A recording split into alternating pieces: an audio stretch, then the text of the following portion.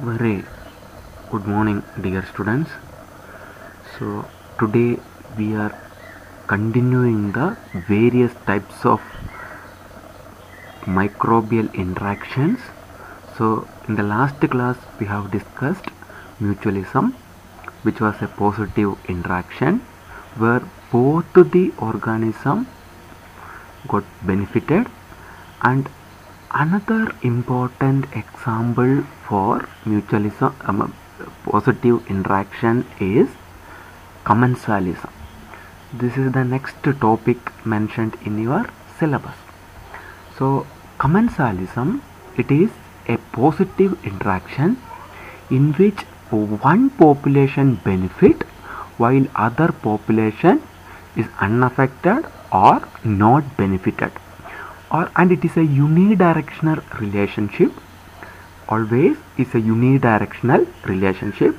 One population get benefit and other one will not be getting the benefited, or that will be unaffected, and that is not obligatory. The previous main example we have seen there, the mutualism, it was obligatory relationship, okay, but here it is not non-obligatory relationship, and the unaffected population have either no benefit or that is negatively benefited or not negatively affected, okay, not negatively affected. Then the term commensalism, that is obtained from derived from a Latin word called mensa. Mensa means table, and that is the microorganism, they are having the relationship as a table scraps, okay. So that is why it is known as a commensalism. And in commensalism there are number of physical and chemical parameters exist for this relationship, okay.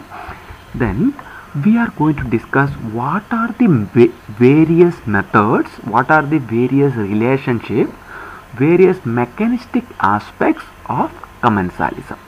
And the foremost and the most important types of commensal relationship by means of two population by modification of a habitat for the betterment for the next population, okay. Modification of a specific habitat that was done by one microorganism for the survival of the second microorganism. That second microorganism, they are unable to make such a kind of a habitat due to the relationship. This modification done by the first microorganism, the second one able to survive in that kind of a habitat. Say for example, generally facultative anaerobic bacteria, you know that they uses oxygen. The consumption of oxygen diminishes the concentration of oxygen in that particular atmosphere. So once that diminishes the concentration of oxygen, what will happen? The growth of anaerobic organism can be availed, okay. So that is the benefit here. So facultative anaerobic organism, they utilizes the oxygen and lower the concentration of oxygen, and that particular environment the anaerobic microorganisms are surviving. So a common example in the growth of many bacteroids, the human gastrointestinal tract, okay. There you know that many commensal flora like Escherichia coli, which are a facultative anaerobic organism, they reduces the molecular oxygen in gastrointestinal tract, and due to that relationship the bacteroid species can survive at a gastrointestinal tract. This is an excellent example where the facultative anaerobic organisms are unaffected, even though both the populations even though they have survived in the same substrate, but they do not compete for the same substrate. So one organism will be getting benefited, other organism totally unaffected or not getting benefited. Then the next one is the production of growth factors, okay.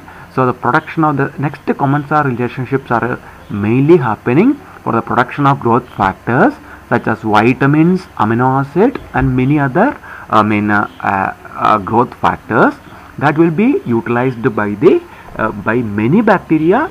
They require specific type of growth factors for their growth. Okay. So for example, fastidious organisms. So fastidious organisms are the organism in which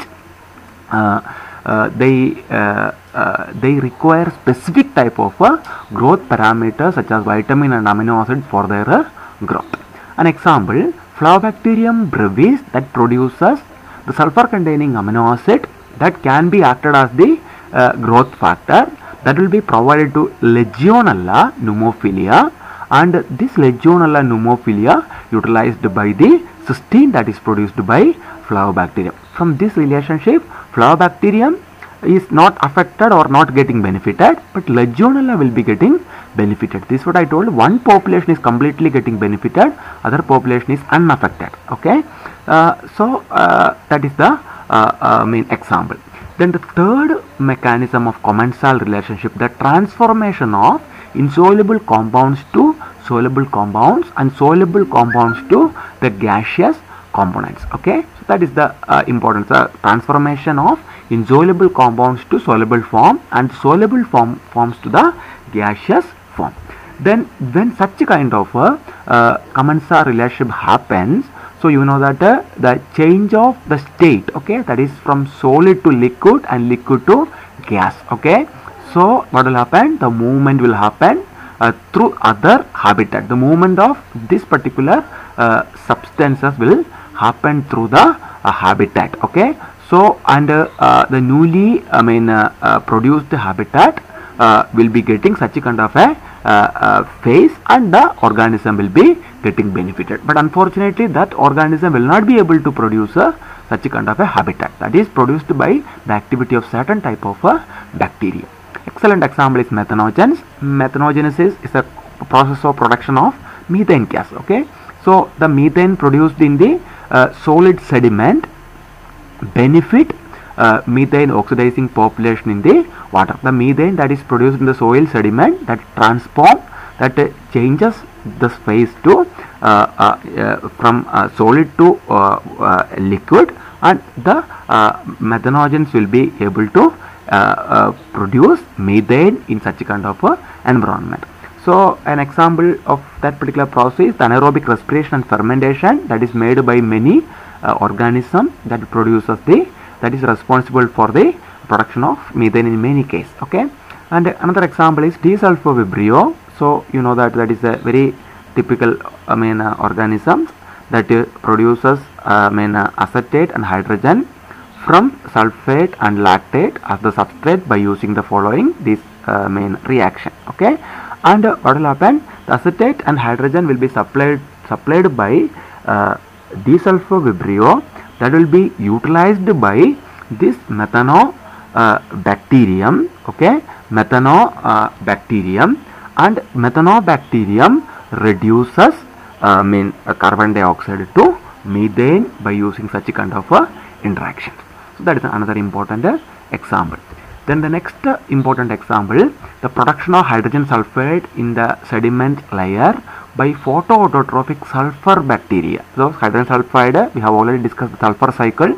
Photoautotrophic bacteria, photoautotrophic sulfur bacteria, they produces hydrogen sulfide in the sediment layer. Okay, and using this particular aspect, transformation of the soil bound ammonia to nitrate will be happening by one particular population. Okay, so then this is a process, and due to that particular process, the leaching of nitrogen in the soil sediment will be happening, and that benefit for the next population. Okay, so this is another commensal relationship. Then the fourth main important mechanism are the conversion of organic molecule by one population into the substrate for the other population. The conversion of organic molecule by one population, and that can be act as a substrate for the other main population. Say for example, in certain microorganisms, they will be having extracellular enzymes, okay, such as cellulases, amylases, okay, all such kind of enzymes, and they will convert complex polymeric substances. They will be utilizing this as a substrate, and that particular complex polymeric substances such as cellulose will be converted into a minor form of monomeric unit called glucose by certain extracellular enzymes like cellulase, okay, and this glucose will be utilized by the other organism that they are not having the capacity to produce certain extracellular enzyme, and that organism will not be able to degrade cellulose, okay. So the conversion of these substances will be done by one microorganism. They produces glucose, and that glucose will be utilized by other microorganism, okay. That is another important example. And the second population, they don't have an ability to do a direct conversion in the absence of extracellular enzymes. So that is the another important enzyme. And the most well studied example of commensalism is a co-metabolism, okay. Co-metabolism is a process in which multiple substances will be metabolized by the activity of bacteria, one bacteria or a group of bacteria, okay, and that is a cooperative work, okay. So that is known as a co-metabolism. So one organism will be a starting component, and that will be produced certain biochemical reaction. That biochemical reaction produces certain end product, and that end product will be utilized by the second population for their energy synthesis. So this particular concept is known as co-metabolism. An excellent example is the co-metabolism of cyclohexane in presence of propene by a mycobacterium vaccae, okay. So mycobacterium vaccae is a pathogenic mycobacterium, and they degrade propane, okay, propane, and this propane they will degrade it to energy and carbon dioxide and water, okay.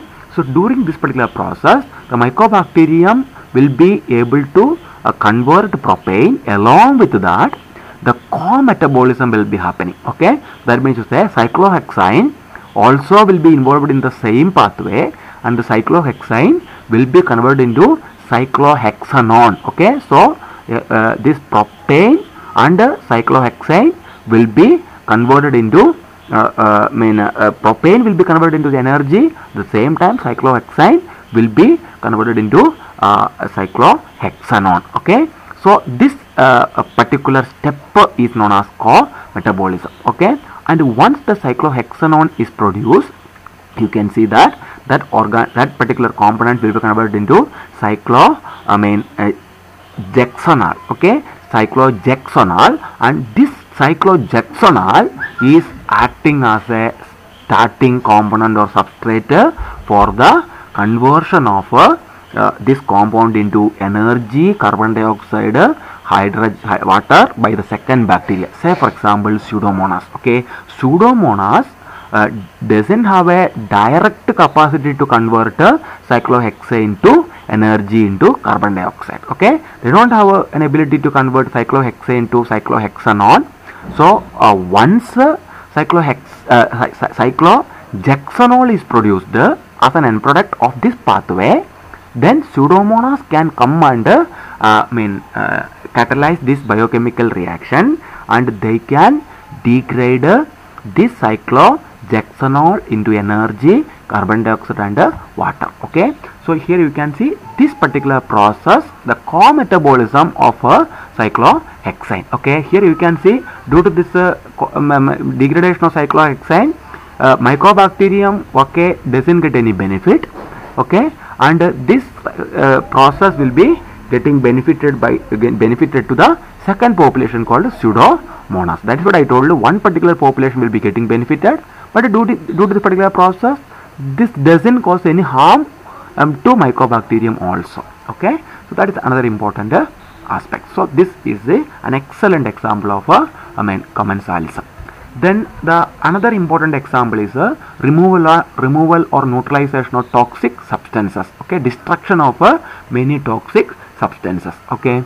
and from certain environment the oxidation of hydrogen sulfide. Okay, hydrogen sulfide is toxic to many organisms, as you all know. Okay, and what will happen, that conversion will be, oxidation of hydrogen sulfide will be done by Beggiatowa or bacteria. Okay, so that organism, will oxidize the hydrogen sulfide, and that will be benefited many sulfur hydrogen sulfide sensitive aerobic bacteria, in which hydrogen sulfide is generally toxic to certain bacteria, and due to that oxidation this toxic compound become non-toxic compound, and that particular organism will be able to survive there.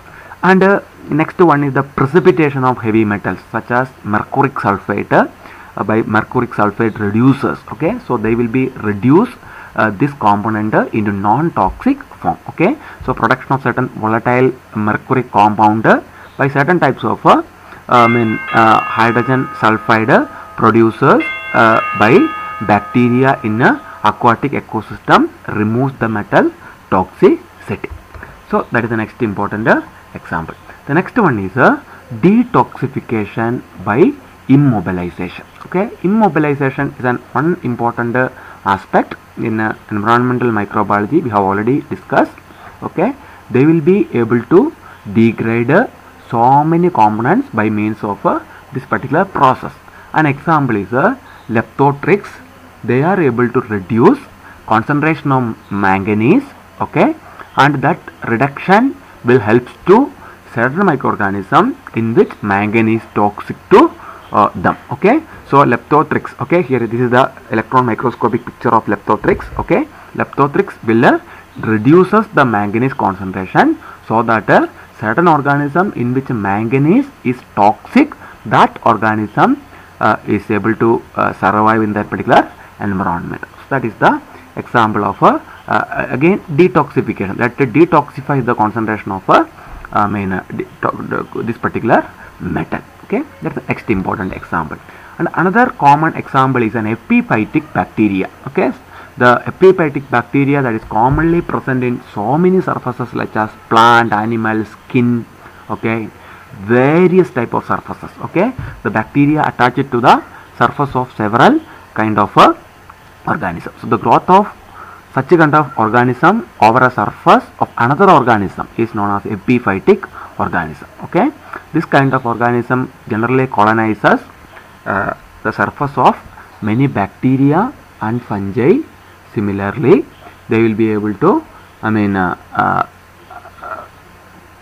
benefit in various way. Okay, then example is a normal microbial flora of human skin. Normal microbial flora of human skin.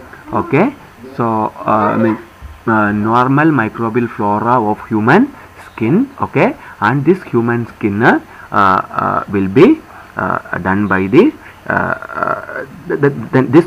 normal microbial flora of human skin is an excellent example of epiphytic bacteria. Okay, so in the case of human skin, they will be producing lot of nutrients, especially in the form of sweat. Okay, and it provides lot of nutrients, and that nutrients will be benefit to the microorganism, and they utilizes that nutrients and they will be surviving. Okay, this is an electron microscopic picture of several surfaces. Okay, and that is recently published in the prestigious journal Frontiers in Microbiology, where you can see the bacteria are attached on the surface and they will be getting benefited. Here you can see many bacteria are attached on the surface and they are undergoing co-metabolism. Okay, that is known as epiphytic bacteria. Then I would like to conclude today's class. Commensalism. Commensalism is a unidirectional positive interaction. Okay, it's a not obligatory one. One organism will be getting benefited and the second organism will not get benefited, but they are not affected adversely. Okay, and the major mechanism or major aspects are the modification of the habitat. One organism will create a suitable habitat for the growth of second organism, or the production of growth factors and accessory vitamins and amino acid for the growth of second population, such as fastidious bacteria. Okay, then the third one is the transformation of component, okay, insoluble form to the soluble forms, okay. Then the conversion of organic molecules by various microorganisms, okay. And next one is the co-metabolism, where we have seen the co-metabolism of cyclohexane, presence of propane by Methanobacterium vaccae, okay, an excellent example. Then the removal of or neutralization of toxic substances by many bacteria. Then the next one is the detoxification mechanism of by immobilization, okay. One is removal, neutralization of the toxin. Next one is a detoxification by immobilization by Leptothrics, okay. Then the presence of the survival of epiphytic bacteria in the major surface, okay. These are the major concept with appropriate relevant example also we have discussed. Then as I said, these are the major references in which the first book, okay, Microbial Ecology Fundamentals and Application by Atlas and Bartha is major one. In addition to I have taken some of the recently published review papers from some of the journals, okay. These are the major references. Then thank you very much for watching this particular class. If you are having any clarification, you can ask me, okay, or you can post this particular things.